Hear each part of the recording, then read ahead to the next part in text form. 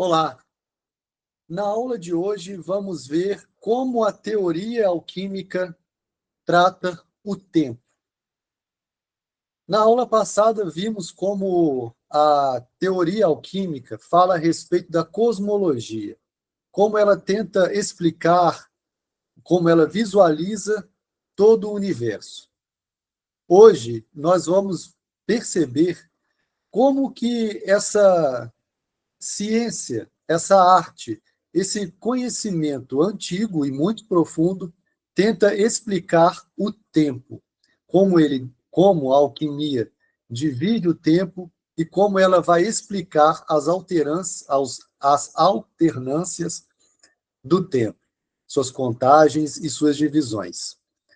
Para isso, nós vamos fazer o espelhamento do nosso material, lembrando que a base do nosso curso é nesse livro, Introdução à Alquimia, do Brian Cotnoir.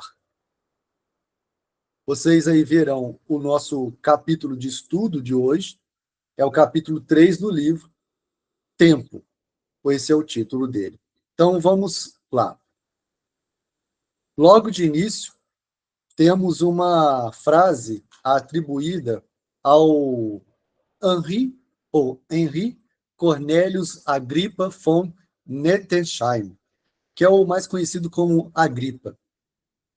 Ele diz: quem trabalha de acordo com a oportunidade celestial deve observar o movimento dos astros ou os seus tempos, ou ambos.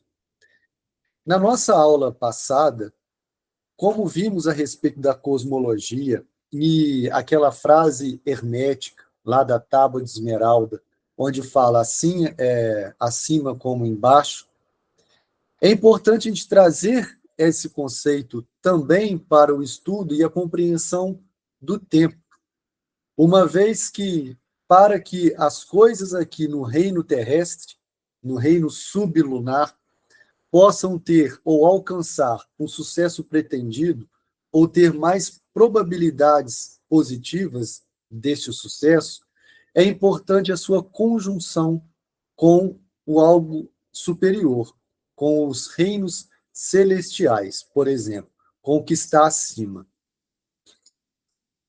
No processo criativo, saber quando fazer algo é tão importante quanto saber como fazê-lo.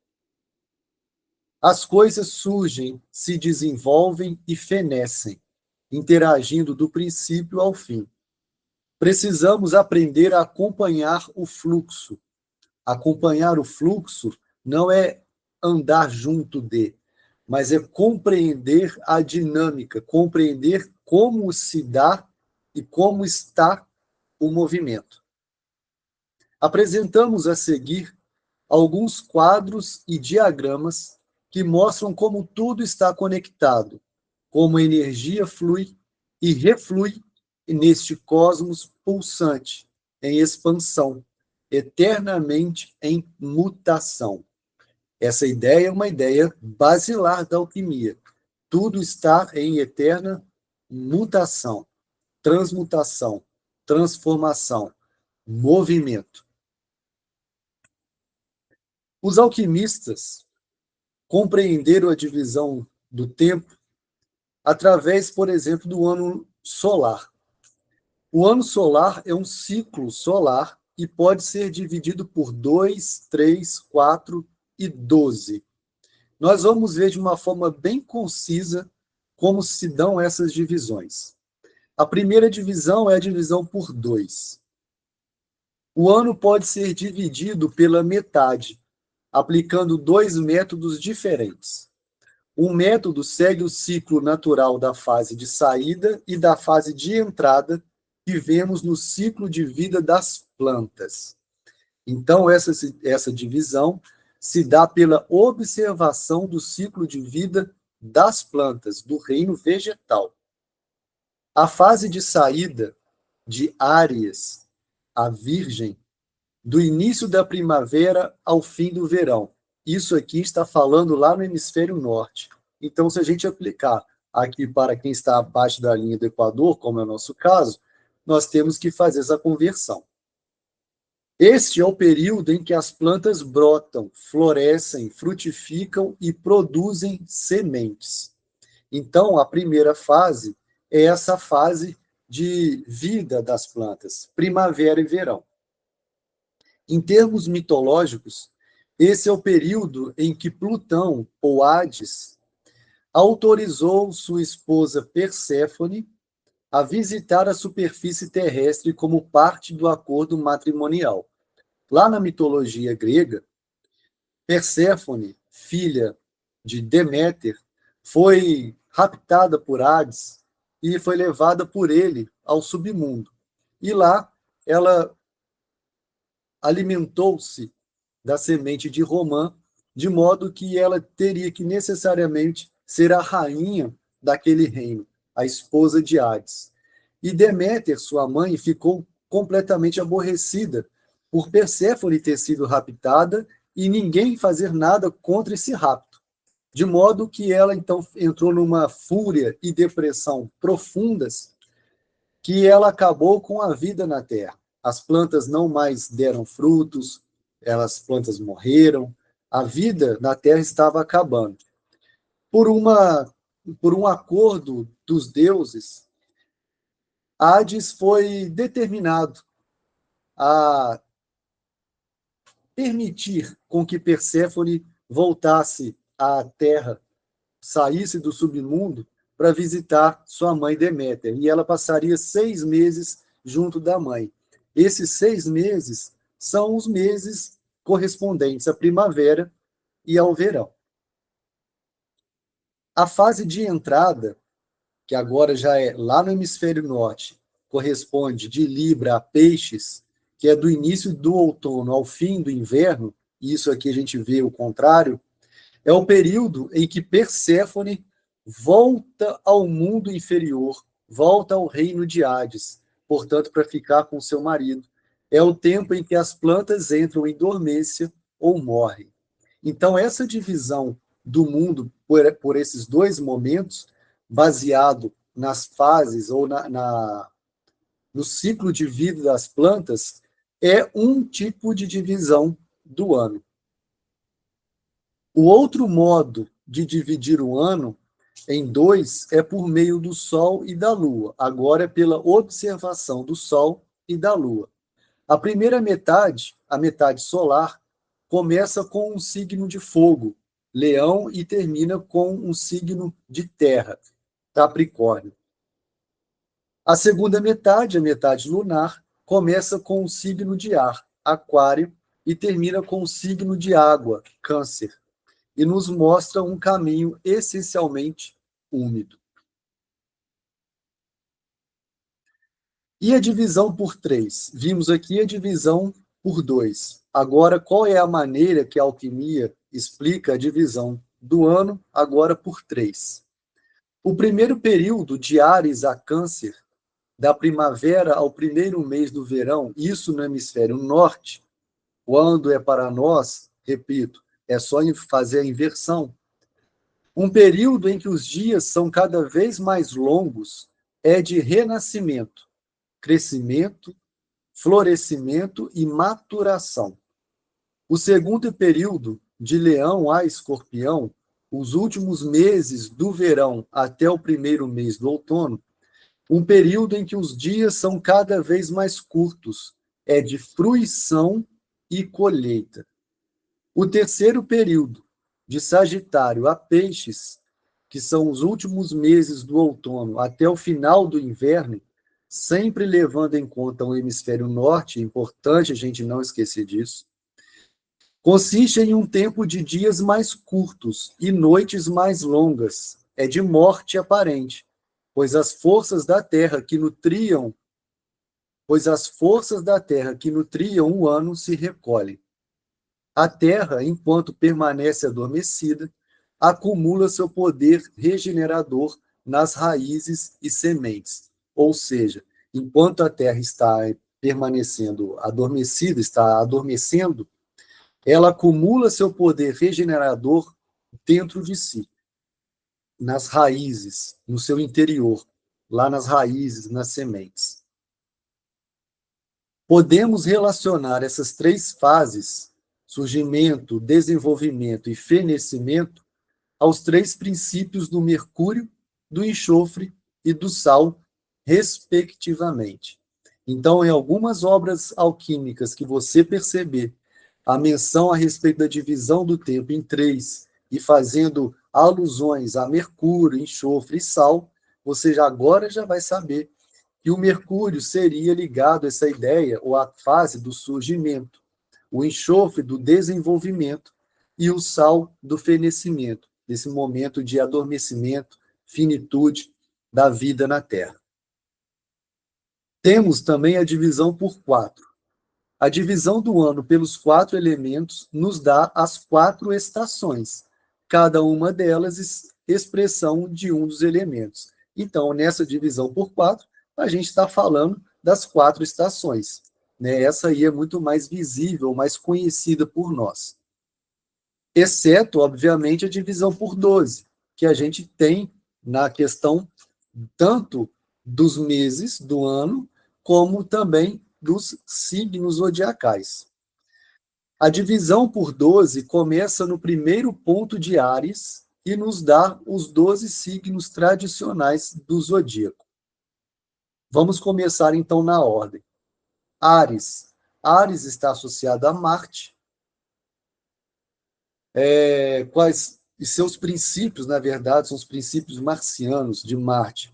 É um signo cardial, característica de fogo, positivo, ideia de ação e a maioria das associações em comum com Marte.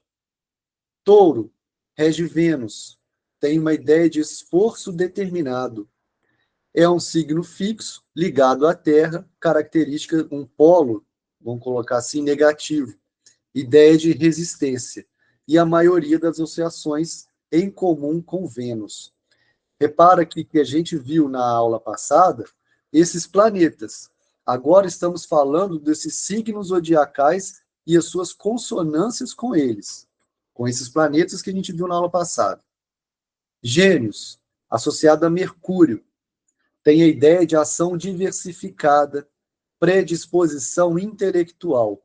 É um signo de ar, um polo positivo, e a maioria das associações estão em comum com o Mercúrio.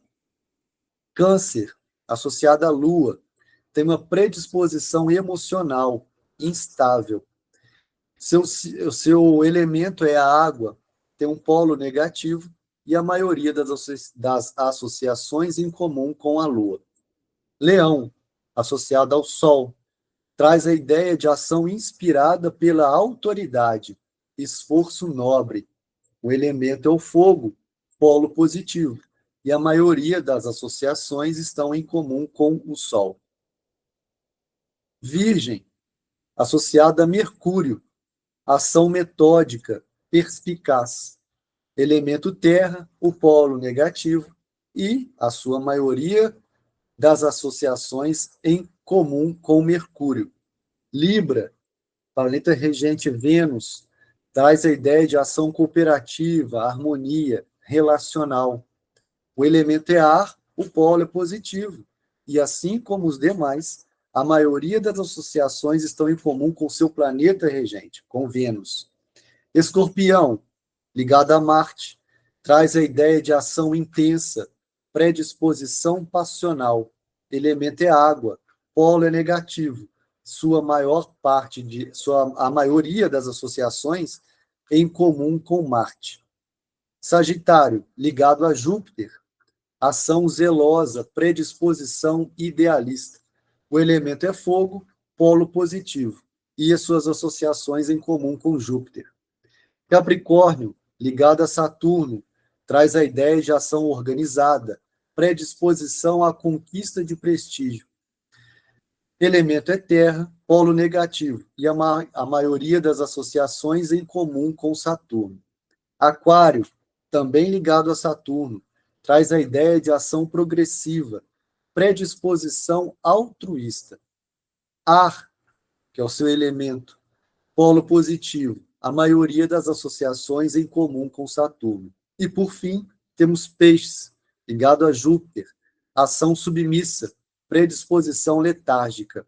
Elemento é água, polo negativo. A maioria das associações em comum com Júpiter. Ao mencionar esses signos zodiacais, não estamos aqui pretendendo de forma alguma adentrar ou mesmo aprofundar um pouco que seja no aspecto astrológico, mas apenas pincelarmos aqui esse ponto inicial que a alquimia entende a respeito da cosmologia e a sua divisão no tempo, bem como a influência da cosmologia, do que está acima, portanto, das constelações, os signos, em relação ao mundo terreno. E nesse momento, é no momento em que cada signo desse, ou cada constelação esteja mais presente no céu, estaria mais presente, então, a sua influência naquele momento, naquele instante, no mundo terreno. Lembrando que temos, como vimos no primeiro vídeo, uma ideia alquímica extremamente interessante. Um livro abre o outro. Um livro abre outro livro. Um livro procura outro livro.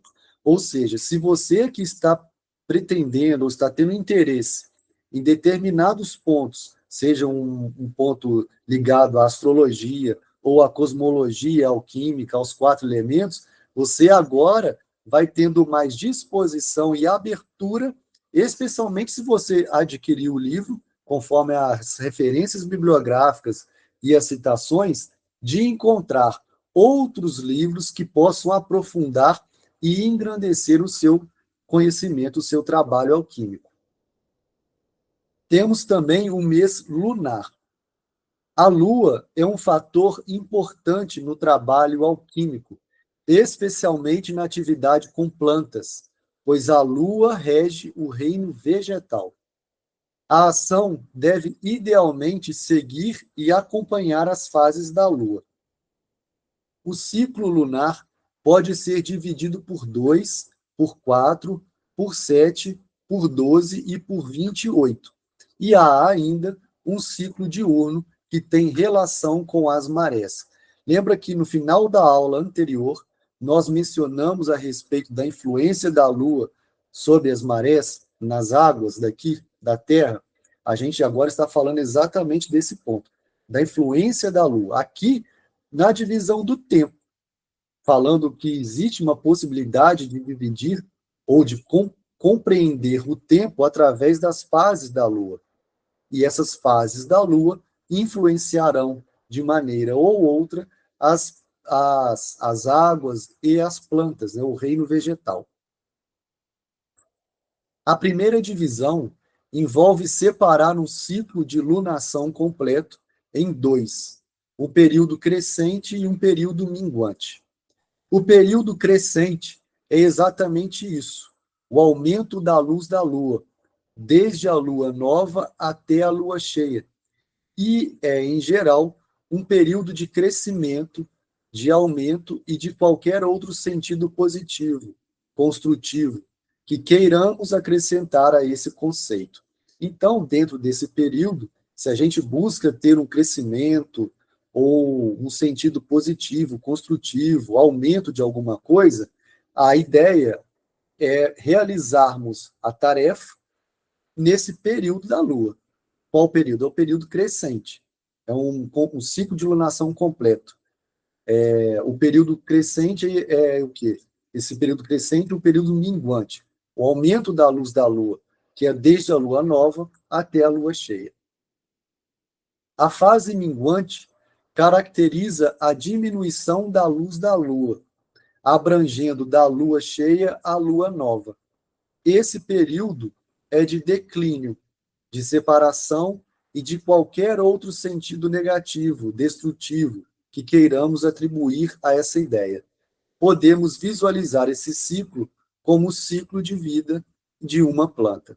Então, mais uma vez, o que a alquimia mostra para nós é essa interligação do acima com o abaixo, com as fases da Lua e o ciclo de vida das plantas. Também podemos dividir o tempo por dias e horas planetários.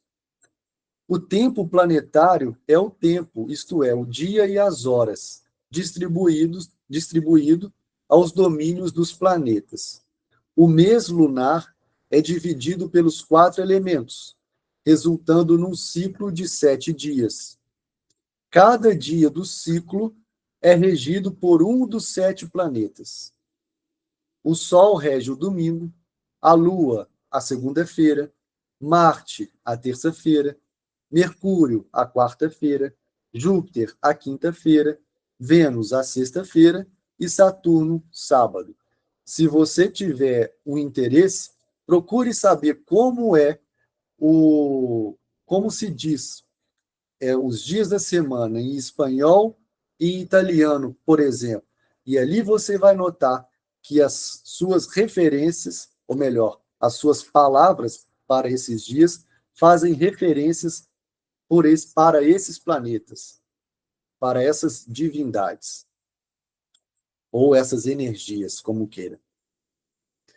O dia, então, é dividido em horas, e cada hora tem um regente planetário. O dia é primeiramente dividido em 2, dia e noite, cada um com 12 horas, segundo o costume romano, que é o que a gente preserva. Há vários arranjos para fazer isso, cada um baseado numa interpretação diferente do início do dia e da duração das horas. O sistema mais usado nos séculos XV e XVI foi registrado por Cornélios Agripa, e afirma que o planeta que rege o dia rege também a primeira hora do dia. Ou seja, se o planeta que rege o dia, o sábado, que é Saturno, ele vai ser o planeta que vai reger a primeira hora do dia. A hora seguinte é regida pelo planeta subsequente, de acordo com esta ordem. Qual ordem? Sol, Vênus, Mercúrio, Lua, Saturno, Júpiter e Marte. Ok? A primeira hora do dia é a hora do nascer do sol. A hora do pôr do sol é a primeira hora da noite. Então, qual que é a primeira hora do dia? A primeira hora do dia é a hora do nascer do sol. Não é 1 hora da manhã, como a gente calcula, né? A primeira hora do dia é o quê? Meia-noite. Né? Meia-noite, primeira hora. Na verdade, a primeira hora completa é 1 hora da manhã. É a primeira hora do dia completa. Aqui, na teoria alquímica, para compreender a divisão do tempo dentro da alquimia, na observação de horas, é notar que a primeira hora do dia é a hora do nascer do sol. E a hora do pôr do sol é a primeira hora da noite. Noite e dia são divididos em partes iguais de 12, resultando em horas variáveis. Desse modo, 1 hora do dia durante o verão é mais longa do que 60 minutos, e 1 hora do dia durante o inverno pode ter apenas 45 minutos. Por quê? Porque conforme a estação que se está, o dia vai ter uma duração, a luz do dia, ou a claridade, vai ter uma duração maior ou menor. Por isso que essa ideia de a hora ser menor ou a hora ser maior. Quando a gente fala aqui em hora, dentro desse aspecto, a gente não está classificando a hora de forma matemática, como a gente faz hoje, 60 minutos. Por exemplo, no verão, se deu 18 horas para nós. Ainda está claro aqui no Brasil. Ainda está claro, está com vida, tem sol no verão. Mas a gente pode perceber que no outono e inverno, 18 horas já não está com a mesma claridade. Em muitos lugares já está escuro. Portanto, é a mesma hora, 18.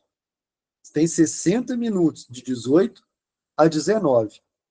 Para a alquimia, não importa esses 60 minutos. O que importa é a classificação, se é a primeira hora, ou é a primeira hora do dia, ou a primeira hora da noite. E ela vai se contando a partir daí. Ok? Então, vamos prosseguir. Tudo isso seria usado para determinar o melhor momento para fazer alguma coisa. Por exemplo, se alguém fosse trabalhar com ferro para melhor harmonizar a ação com o cosmos, ele poderia programar as partes mais importantes da tarefa para horários que coincidissem com o momento em que Marte está em bom aspecto ou rege a hora do trabalho a ser executado. Ou seja, para realizar um trabalho aqui com o material terrestre, o material natural, seria interessante para uma obtenção de um resultado mais positivo, conjugar a tarefa com a posição cosmológica, com a posição dos astros. É o que a gente está falando. Se alguém fosse trabalhar com ferro, e isso era feito antigamente, para melhor harmonizar a ação com o cosmos, portanto, ter uma possibilidade de um sucesso maior, essa pessoa poderia programar as partes mais importantes da tarefa para horários que coincidissem com o momento em que Marte está em bom aspecto ou rege a hora do trabalho a ser executado. Mas por que Marte? Marte, porque é o seu metal de ligação é o ferro. Ou, se você quiser fazer um trabalho de guerra, ou um trabalho que tenha como inspiração a, a figura de Marte, ou a energia de Marte, ou o simbolismo de Marte, seria também interessante adequar a sua tarefa, essa sua atividade, ao dia de Marte, ou ao momento em que Marte está regendo aquela hora, por exemplo. Entretanto, mais importante é trabalhar com um sentido de harmonia, sem seguir servilmente as regras. Aí vem um ponto. O mais importante é trabalhar com um sentido de harmonia. Harmonia com quem? Principalmente harmonia com você mesmo, independentemente de regras astronômicas, astrológicas ou alquímicas que a gente está dizendo aqui. O que a gente está apresentando nesse trabalho é uma forma que a alquimia busca enxergar o mundo, ou que enxerga o mundo, e que você, para compreender melhor os textos alquímicos, sejam alquímicos estrito sensu, ou referentes à alquimia, como os junguianos, seja do próprio Jung, von Franz, e por aí vai, a compreensão da teoria alquímica é válida. Porém, para que você queira exercitar, realizar alguma atividade, alguma tarefa, o que for, você não precisa ficar restrito ao que a alquimia está dizendo, ao que a astrologia está dizendo. Mas o mais importante é que você faça, trabalhe isso com harmonia, levando em consideração aquela ideia que a gente trouxe na primeira aula, no primeiro vídeo, a intenção sincera. Intenção sincera, dedicação e trabalho. Portanto, compreender o trabalho que está sendo feito é o mais importante. Entrar nele e criar uma obra unificada dos elementos internos e externos. É o que? Se dedicar, é estar lá, tanto fora quanto dentro. A poesia envolve a observância das regras, mas os melhores poetas brincam com as regras para criar justaposições surpreendentes e beleza, não apenas na forma e no conteúdo, mas também nos significados fundamentais. A alquimia traz esse sentido de uma arte viva a todas as suas operações. Para fazer um trabalho alquímico, não se deve apenas e unicamente seguir regras. Isso não é trabalho alquímico, isso é burocracia. O trabalho alquímico é compreender as regras e trabalhar com toda a sua convergência. Trabalhar com todas as suas operações. É misturar, é testar, é experienciar, fora e dentro. Muito bem, pessoal. Aqui encerramos a apresentação desse capítulo e, obviamente, encerramos aqui a nossa explicação bem concisa, bem direta, de como a teoria alquímica vê e divide o tempo, sua percepção solar, lunar, suas divisões conforme os 4 elementos e as forças planetárias, né, os signos zodiacais. Espero que com essa aula você fique um pouco mais inteirado do que a alquimia está apresentando, que isso te estimule a buscar mais conhecimentos e também estimule a que você observe cada vez mais tanto a sua natureza em volta, seu ambiente, a sua realidade externa, como também a sua realidade interna.